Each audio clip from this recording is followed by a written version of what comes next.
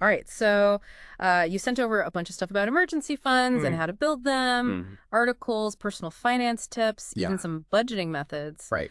Looks like you're really trying to level up your financial game. I am. So let's dive into all of this and Yeah. see what interesting nuggets we can extract for you. Sounds good. Cool. Um, it's definitely a smart move to prioritize Yeah. building that financial safety net. Mm-hmm. Unexpected expenses are well unexpected, Yeah. and being prepared can make a world of difference in how you navigate Mm. those tricky situations. Exactly. Yeah. It's not just about having money tucked away. It's Right. about having that peace of mind Hmm. to tackle whatever life throws your way. Exactly. So let's get practical. Okay. What are some common misconceptions about emergency funds that we need to debunk right off the bat? One big one is thinking it needs to be this massive sum of money right from the start. Like having 6 months of expenses saved up before you even begin. Oh, yeah. That can feel really daunting Very. and discourage people from even trying. I can see how that would be paralyzed. Totally. Yeah. It's like trying to climb a mountain in one giant leap. Exactly. What's Yeah. a more realistic starting point? Instead of focusing on that big, scary number, Okay. think in terms of mini goals. Mm-hmm. Starting with just 500 or 1,000 pounds can be enough to cover those smaller Yeah. but still disruptive emergencies. Right. A sudden car repair, a vet bill, replacing a broken appliance. Mm-hmm. These things happen. Yeah. And having even a small cushion can prevent you from spiraling into debt.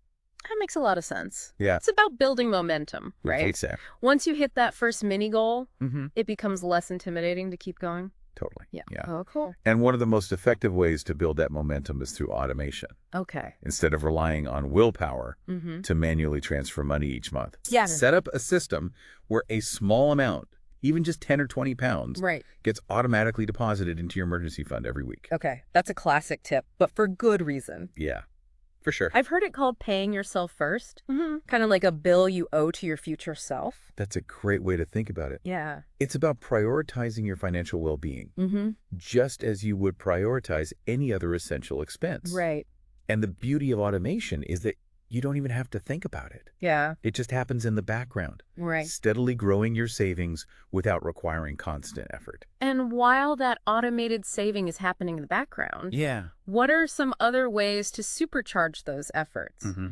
I'm guessing those takeout menus and subscription services might come into play here. You're absolutely right. Okay. One of the most impactful things you can do is to critically evaluate your non-essential spending. Right. We're not talking about becoming a hermit and giving up all the joys in life, Yeah. but rather being mindful about where your money is going Mm-hmm. and identifying areas where you can potentially cut back without feeling deprived. So it's about getting more bang for your buck, right? Yes. Choosing experiences and purchases that truly align with your values Mm. rather than just mindlessly spending out of habit. Precisely. Okay. For example, instead of ordering takeout twice a week, Yeah. could you challenge yourself to cook at home more often? Mm-hmm. Not only will you likely save money, but you might even discover some new culinary skills. Right.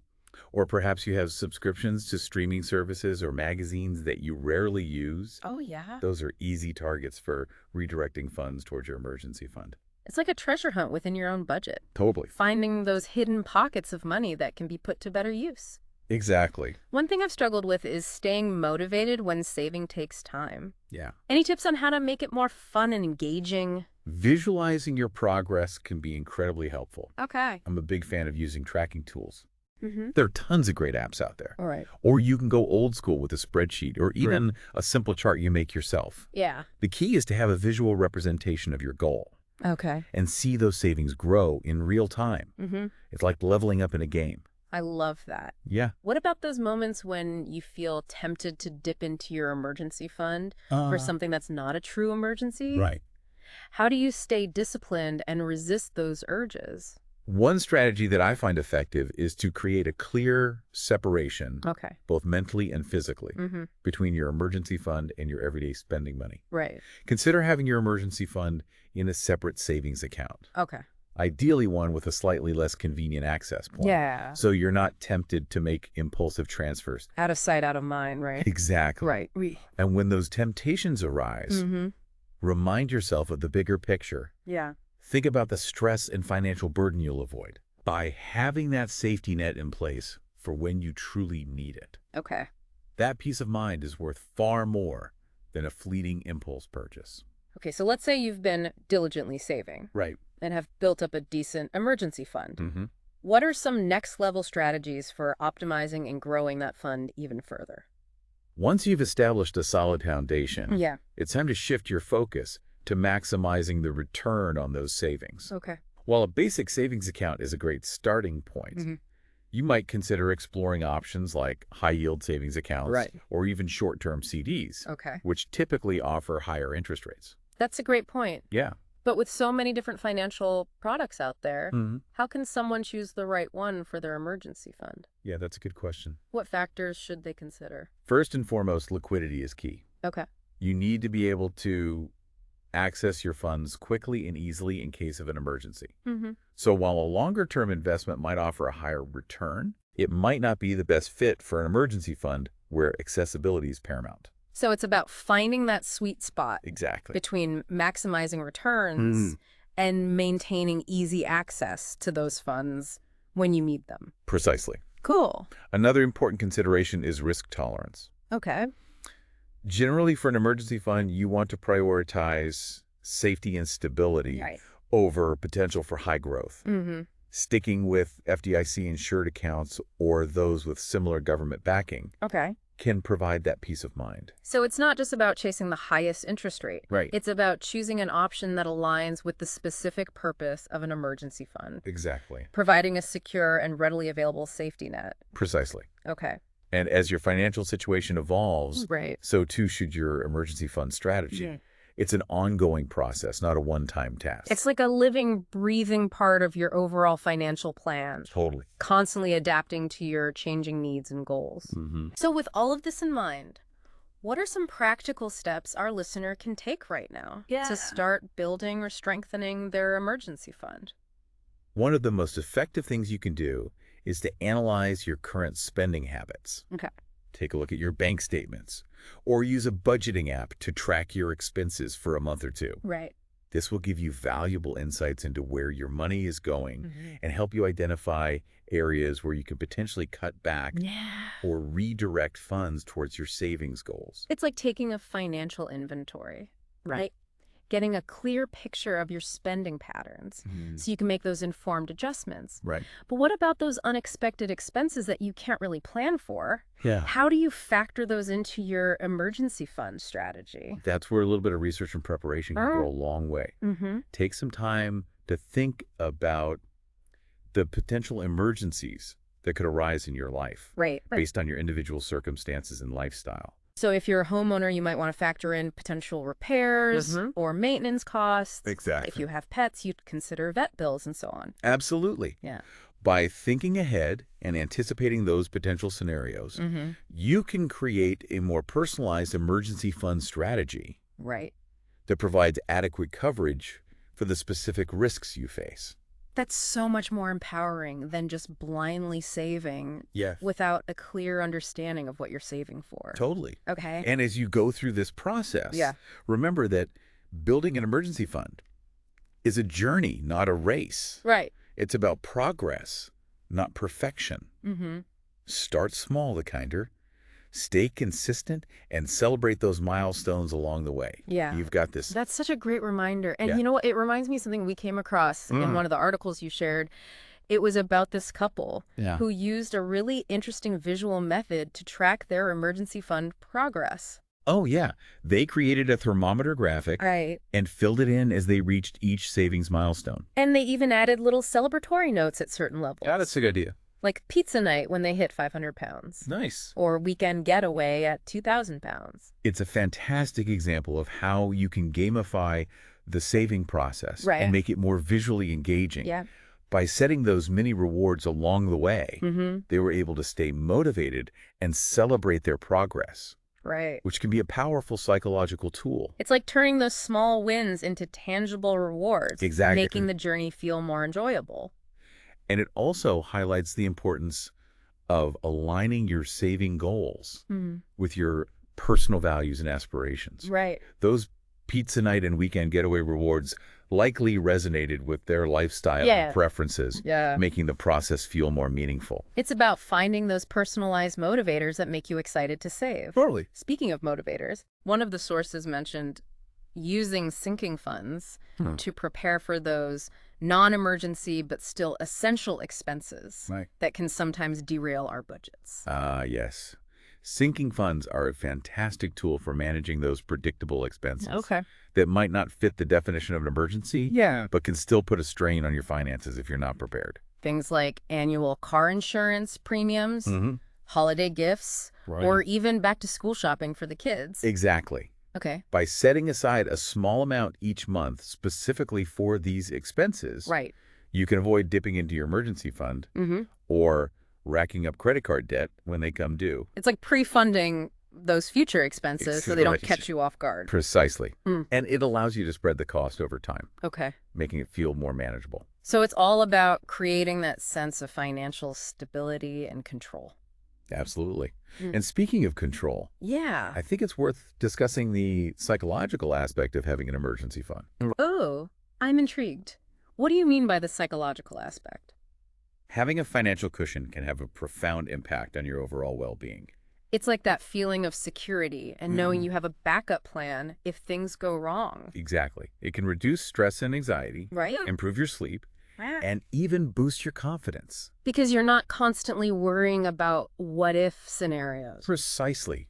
It's like having a safety net that allows you to take calculated risks and pursue opportunities without the fear of financial ruin if things don't go as planned. So it's not just about the money itself. It's about the freedom and peace of mind that comes with having that financial security. Absolutely. Yeah. And that peace of mind can have a ripple effect on other areas of your life. That's a powerful insight. Yeah. It makes building an emergency fund feel even more worthwhile. Totally. Okay, so we've covered the basics of building an emergency fund, explored some advanced strategies, and even touched on the psychological benefits. But let's get really specific for our listener. You mentioned earlier that they sent over some information about budgeting methods. How does budgeting tie into the whole emergency fund equation? Budgeting is like the roadmap that helps you reach your emergency fund destination. Okay. By tracking your income and expenses, you gain a clear understanding of where your money is going and identify potential areas to free up cash flow for savings. It's like those treasure hunt moments we talked about earlier. Exactly. Finding those hidden pockets of money that can be redirected towards your goals. Budgeting allows you to make conscious decisions about your spending and align it with your priorities. Yeah. It empowers you to take control of your finances rather than feeling like they're controlling you. So it's not about deprivation. It's about empowerment and making informed choices. Precisely. And when it comes to building an emergency fund, budgeting can help you determine a realistic savings goal and track your progress along the way. One of the sources you shared mentioned the 50-30-20 budgeting method. Yes. Could you break that down for our listener? Of course. The 50-30-20 method is a simple yet effective way to allocate your after-tax income. Okay. It suggests allocating 50% to your needs, 30% to your wants, and 20% to your savings and debt repayment. Needs being the essentials like housing, food, transportation, and healthcare. Wants are those non-essential expenses that bring you joy, like entertainment, dining out, or hobbies. And that 20% chunk is where your emergency fund contributions would fit in. Exactly. By following this framework, you create a clear structure for your spending and ensure that you're prioritizing both your immediate needs and your long-term financial goals. It's a great starting point for anyone who's new to budgeting or looking for a simplified approach. Absolutely. And the beauty of it is that it's flexible. You can adjust the percentages based on your individual circumstances and priorities. So if you're really focused on paying down debt, you might allocate a larger portion to debt repayment and slightly less to wants. Exactly. It's about finding what works best for you. Now, I know our listener also sent in some information about different types of savings accounts. Can you shed some light on those? Of course. We briefly touched on high-yield savings accounts earlier. But there are other options worth considering as well. Like money market accounts or certificates of deposit? Exactly. CDs. Each type of account has its own unique features and benefits. Okay. So it's important to understand the differences to choose the best fit for your emergency fund. What factors should our listener consider when evaluating these different account options? First and foremost, interest rates. Okay. As we mentioned earlier, high-yield savings accounts and money market accounts tend to offer higher interest rates compared to traditional savings accounts. So your money is earning more while it's sitting there. Precisely. Yeah. However, it's important to note that interest rates can fluctuate. Right. So it's a good idea to shop around and compare rates from different financial institutions. Absolutely. Another factor to consider is accessibility. Okay. With a high-yield savings account or a money market account, Yeah. you typically have easy access to your funds. You can usually withdraw money without penalty. Right. Which is crucial for an emergency fund. Exactly. Certificates of deposit, CDs on the other hand, typically lock your money in for a fixed term. So you earn a higher interest rate, but you can't access the funds without penalty before the maturity date. Correct. So while CDs might be a good option for a portion of your long-term savings, they're generally not recommended for the core of your emergency fund, where liquidity is paramount. It's all about striking that balance between maximizing returns and maintaining easy access to those funds when you need them most. Absolutely. Yeah. And as with any financial decision, it's always a good idea to consult with a financial advisor to get personalized guidance based on your individual circumstances and goals. They can help you navigate the complexities of different account types and make informed choices that align with your overall financial plan. Exactly. Yeah. Now, while we've covered a lot of ground on the practical aspects of building and managing an emergency fund, I think it's equally important to address the emotional side of saving. I'm all ears. What do you mean by the emotional side of saving?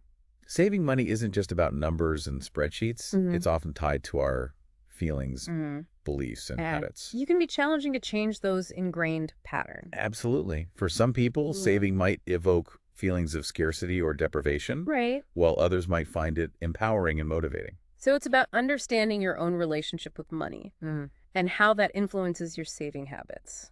Exactly. Okay. If you find yourself struggling to save, it can be helpful to explore those underlying emotions and beliefs. Maybe you have a fear of missing out or a tendency to overspend when you're feeling stressed. By identifying those triggers, you can start to develop healthier coping mechanisms and create a more positive association with saving. It's like rewiring those mental pathways to make saving feel more rewarding. Exactly. And less restrictive. And remember, building an emergency fund is a journey, not a race. It's okay to have setbacks or make adjustments along the way. What matters is to keep moving forward. Yeah. Even if it's one small step at a time. Absolutely. And don't be afraid to celebrate those milestones, no matter how small they may seem. Those little wins can provide a powerful boost of motivation. For sure. And keep you on track towards your goals. Exactly. And as we wrap up this deep dive into emergency funds.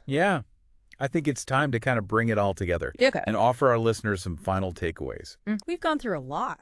We definitely have. It's been a deep dive indeed. Okay, so someone's listening to this. They've got their stack of articles, their highlighters out. What are the mustillos they walk away with? First and foremost, challenge yourself to define what an emergency truly means to you. It's about understanding your unique risk factors and aligning your savings goals accordingly. That's such a good point. Yeah. It's easy to fall into generic advice. But your emergency fund needs to work for your life. Exactly. Yeah. It's not one size fits all. Once you have that clear definition, then you can start small. And gradually build up that financial cushion. And don't underestimate the power of automation. For sure. It's like setting your savings on autopilot, allowing you to grow that emergency fund without constant effort. Absolutely. And as you progress on your journey, remember to celebrate those milestones. Whether it's a small reward or simply acknowledging your progress. Those little wins can keep you motivated and on track. It's about making the process feel more enjoyable and rewarding. Not just a chore. What about those moments when you feel tempted to dip into your emergency fund for something that's not a true emergency? How do you stay disciplined? When temptation strikes, try shifting your perspective. Instead of focusing on what you're missing out on in the present, think about the long-term benefits of having that financial security in place. It's like choosing delayed gratification for a greater reward. Mm-hmm. The peace of mind and stability that comes with knowing Right. you're prepared for whatever life throws your way. Precisely. And remember, building an emergency fund is a journey, not a race. Mm-hmm. There will be ups and downs. Right. But the key is to stay committed to your goals. Okay. And make adjustments as needed along the way. One thing that really stood out to me from all of your sources was the emphasis on mindset. Mm-hmm. It's not just about the mechanics of saving money. It's about cultivating a healthy and empowered relationship with your finances. Absolutely.